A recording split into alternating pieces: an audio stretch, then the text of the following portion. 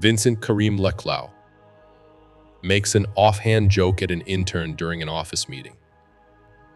Later that day, the intern erupts into a violent rage. He attacks Vincent with a laptop and is subsequently fired. Later in the evening, Vincent returns home and spends some time looking for a potential girlfriend on a dating app. In addition, he takes a picture of his injury and uploads it on social media to get numerous sympathetic comments the next day. Vincent is randomly attacked at his workstation by a project manager who stabs him repeatedly with a pen. The fellow workers intervene and pull them apart. Soon, Vincent starts noticing strange things. The stranger's looking at him the wrong way as if possessed. With nowhere to turn, a scared Vincent then runs away, after which the attacker snaps out of what seems to be a hallucination. Later, the two men report themselves to here in order to discuss the incident. He honestly admits that he wasn't in his normal state of mind and that he doesn't remember anything about the incident. He clearly feels bad for what he did and apologizes to Vincent in a crying voice. As a result, Vincent doesn't file a formal complaint and ends the matter with a mutual handshake. Later on, another boss advises Vincent to work remotely, since something about him is obviously unnerving people. Before returning home, Vincent asks a coworker to check social media to see if there are any bad rumors about him, but they find nothing. This confuses Vincent, and he wonders why people are charging towards him for no apparent reason to refresh himself from the ongoing events. He later goes on a date with a woman that he met on the dating app. They meet at a restaurant, and they both have a good time talking. However, their smooth-going conversation soon takes a different turn when Vincent notices a homeless man staring through the window at.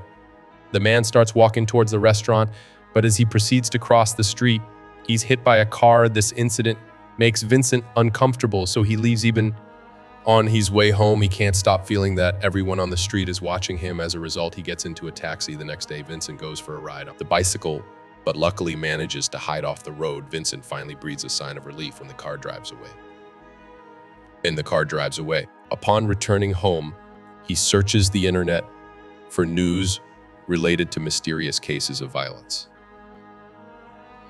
He is disturbed to find several examples of people suddenly disassociating and attacking whoever is around them. Concerned about the ongoing predicament, Vincent seeks counsel from a psychologist, hoping for insight into his predicament. However, the psychologist dismisses his concerns as attention-seeking behavior. Despite this, Vincent refuses to give up and decides to take matters into his own hands. He reflects on his experiences and discerns a pattern. Everything bad starts with eye contact. However, he doesn't know how it stops. As a result, he goes to the balcony and says hello to the neighbor, who at first returns the greeting with good manners, but after a few seconds of staring, the neighbor's face goes blank and he throws his stuff towards Vincent. When Vincent looks out for the second time, the neighbor appears confused over what happened. This makes him realize that the second eye contact ends the attack. That afternoon, Vincent orders a package containing a taser, handcuffs, and pepper spray. He then takes some time to practice on how to react swiftly when he's under attack. Now that he feels a bit safe, he goes for a walk, but when he gets back, the neighboring kids see him and immediately charge towards him. Vincent tries to defend himself without hurting them, but the kids persist and even bite him. Left with no other choice, he throws the children to the floor at the same time. The kid's mother spots him and accuses him of assaulting her children. She calls for her husband and some other neighbors, prompting Vincent to rush to hide inside his apartment, scared. Vincent blocks his door with furniture and waits until everyone leaves. When it gets quiet outside, Vincent packs up some of his belongings, takes a cab, and makes his way to his father's remote homestead as he seeks answers for this affliction. Once there, he learns that his father, Jean-Pierre, now lives with his new girlfriend. Upon realizing that there's no room for him to stay, Vincent borrows his father's car and drives away. After a few hours of driving, he pulls over at a store, buys some food, and eats it while sitting in a park. While there, he's approached by a homeless man, Wayne, and his dog. Believing that he's about to be attacked, Vincent tries to leave, but the old man assures that he possesses no harm. Walking says that he witnessed how Vincent avoided eye contact with the cashier earlier. The old man then reveals that he's also suffering from the same predicament as Vincent. For the past 7 months, it got so bad that he had to leave his job and his family. He doesn't know what caused it, but he knows there are others like him that chat on forums and blogs. Meme recommends that Vincent use the one that he uses, the Watchman blog. In this platform, they discuss techniques to survive alone, since even going to the hospital is dangerous. Before departing, While advises Vincent to get a dog as it won't attack him and can warn him of any danger following this, Vincent drives towards his family's countryside property. He secures the gate with chains before making his way inside. He then uses his laptop to access the website recommended by Waim. He tries to chat, but he needs an account for it. As a result, he creates an account and joins the blog under the fictitious name 69 Vape God for Jesus 420. From this point onwards, he starts to learn several tricks on how to deal with this strange situation. Starts off friendly until the neighbor's daughter begins to stare at him. She violently tries to reach for Vincent, prompting him to rush back inside later. While going through the website, he finds Joaquim's profile and they start discussing via DM. Sometime later, Vincent goes to the bathroom only to discover that the toilet has been clogged. He goes to check the septic tank outside and finds it flooded as well.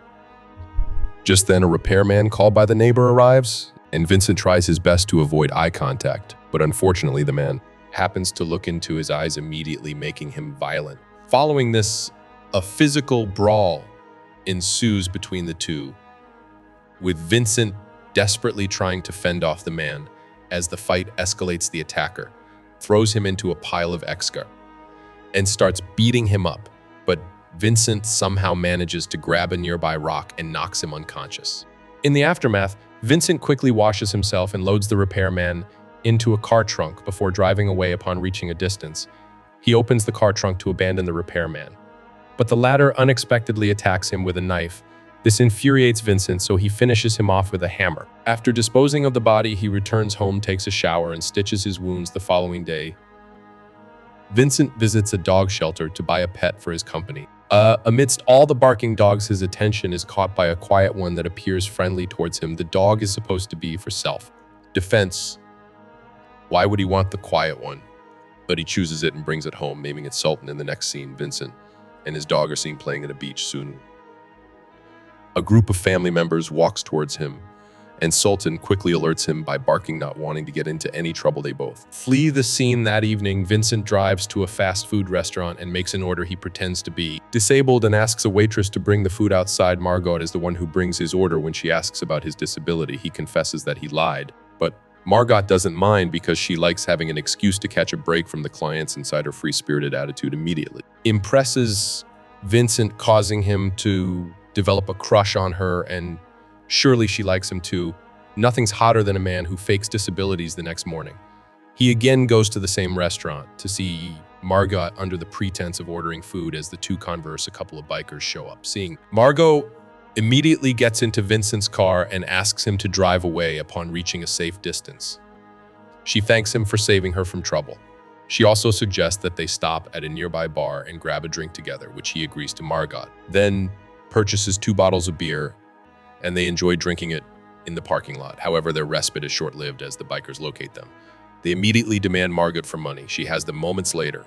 One of the bikers happens to look Vincent in the eyes, causing him to go blank, sensing the danger. Sultan starts barking, and Vincent immediately subdues the guy with his teaser. When the other biker charges towards him, Vincent manages to knock him down with a punch before they all flee the scene. As they drive away, Sultan starts growling.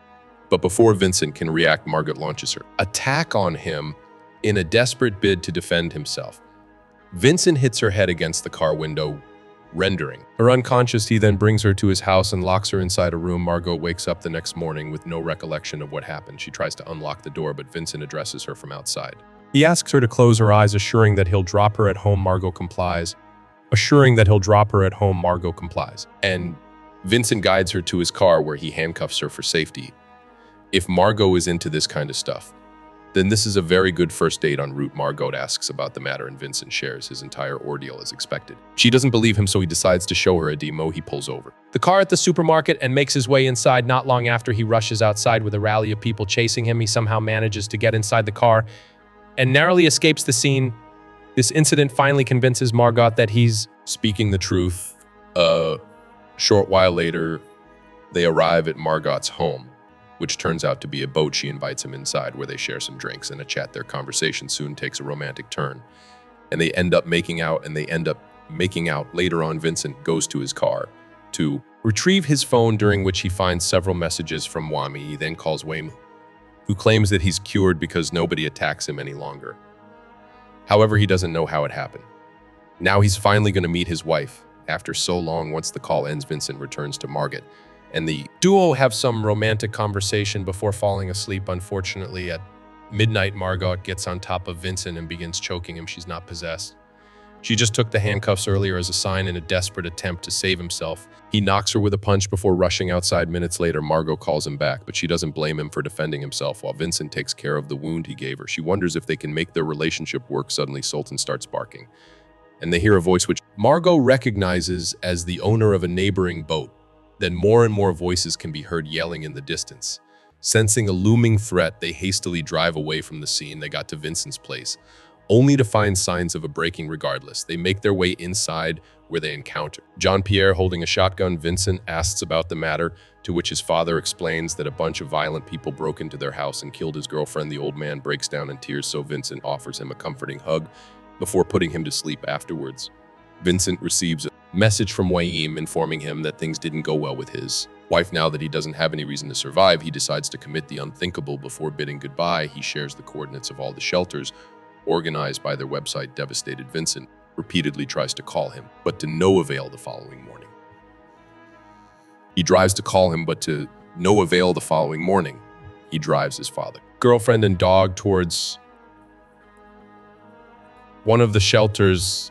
On their way, they hear the news on the radio mentioning a wave of violence taking over the country. Eventually, they come across a highway blocked by a bunch of vehicles. People seem to have gone insane as they're fighting each other, creating a riot. Jean-Pierre wants to get revenge for his girlfriend, so he gets out of the car to join the scuffle. Panicked, Vincent goes after him, during which he sees people brutally killing each other. Meanwhile, Sultan also follows them, but it doesn't bark even once. I love dogs, but Sultan is useless. This makes Vincent realize that nobody wants to attack him anymore. Oh, sorry. Sultan continues to search for his father in the crowd, but can't find him. Upon witnessing the escalating situation, Margot approaches Vincent and manages to convince him to leave without his father following this. They run away from the highway, making their way through the woods. After several hours of walking, Vincent's face suddenly goes blank as if something has taken over him. He then unexpectedly attacks Margot, but she somehow manages to cover his eyes, ultimately making him stop. In the aftermath of this incident, Margot blindfolds his eyes with a piece of her clothing before pressing on. Sometime later, they make it to a road where they find a car with a dead driver. Margot takes down the body, and the two drive back to her place. In the final scene, Vincent, Margot, and Sultan board a boat and sail away to start a new life together. Subscribe for more videos like this.